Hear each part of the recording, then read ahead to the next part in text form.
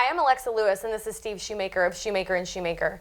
Steve, let's pretend for just a second that I'm a military service member and I got in trouble. But the civilian authorities, they're not doing anything about it. Right. I'm free and clear, right? No, you're not. And to answer your question, I'm going to use an example. Let's say Mike. Mike called me a few years ago and said, hey, I'm a helicopter pilot.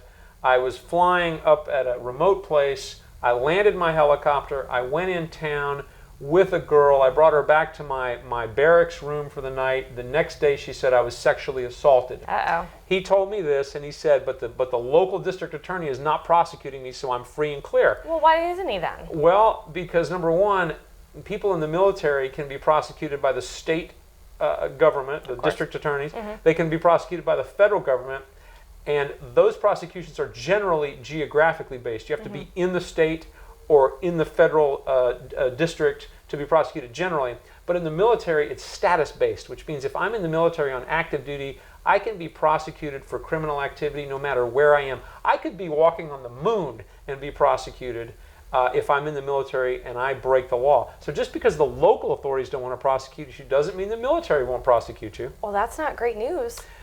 It is difficult news for some people to take, but if that's what you're facing, call Shewmaker and Shewmaker and let's discuss it.